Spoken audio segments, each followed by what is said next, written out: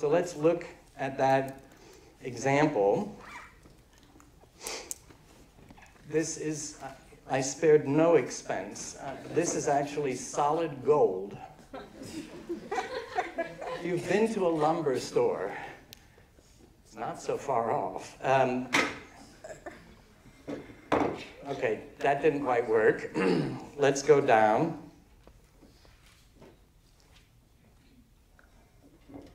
Not so good.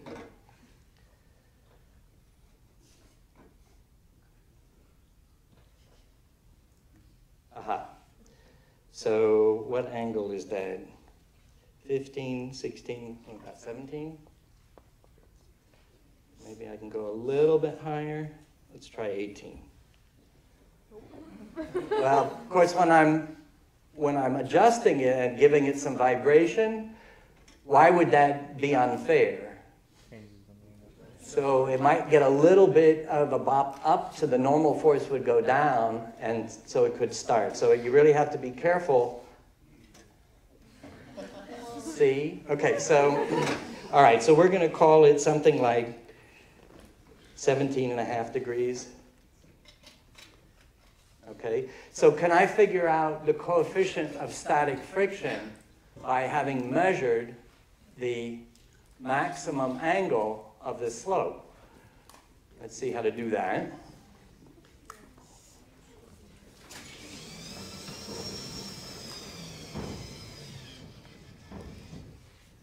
Which way did I have that tilt to? This way.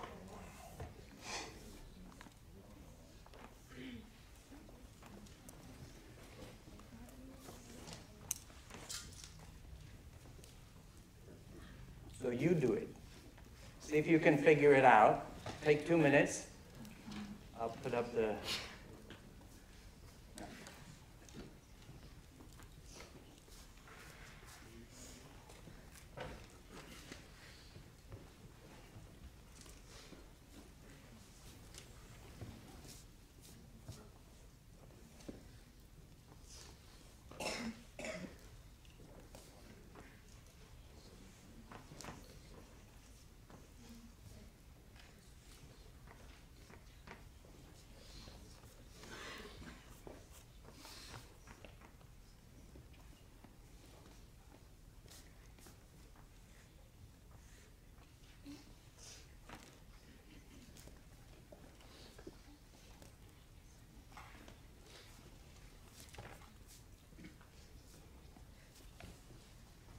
What coordinate system is going to be convenient?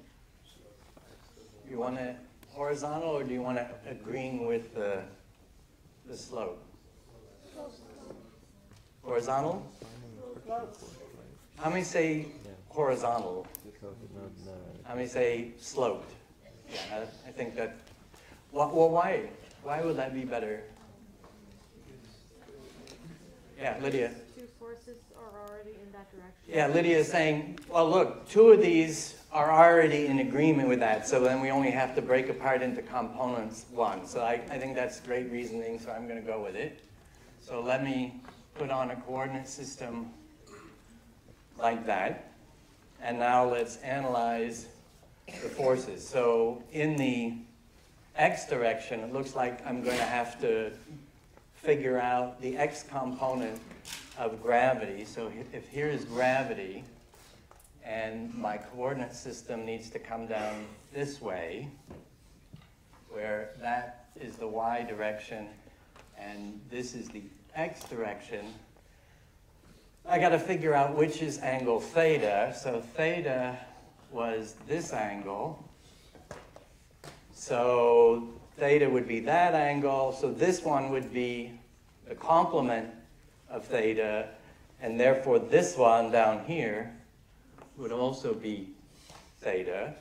And so I can build up this force, mg, with a component along the y direction like that, and a component along the x direction like that.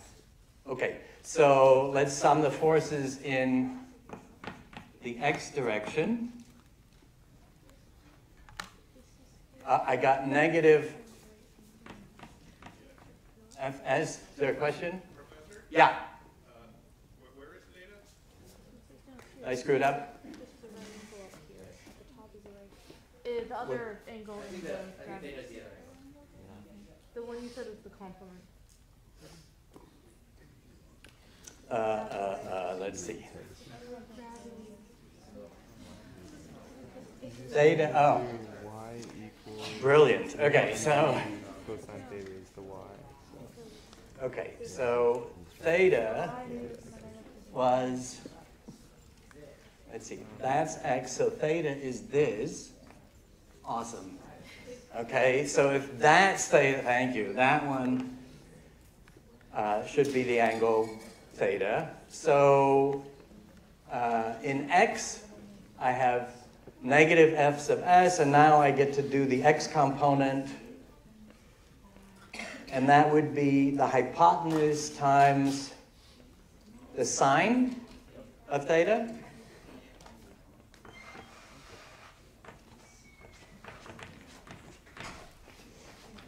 And in the y direction,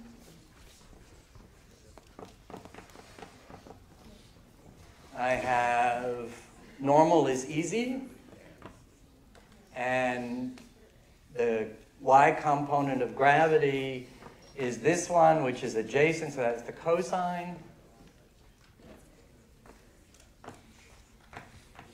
And if it doesn't slip, but it's just poised, it's just on the cusp of slipping, then we have no acceleration yet. Both of these forces are zero, and the frictional force will be approximately equal to the maximum that it can have. So let me separate these to give F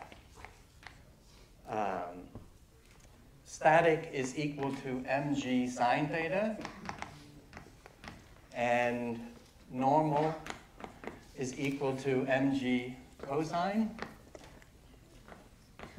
And if I divide those two equations, mg goes out, and I get F static over normal is equal to tangent. So that tells me what, in terms of the normal force, what the frictional force is, and if I'm right at that limit where it's going to slide, then this ratio gives me, what am I doing? Mu sub s, the coefficient of static friction. So if I were to take the tangent of, what did I say, 17.5 degrees, something like that, that would give me mu for these two surfaces.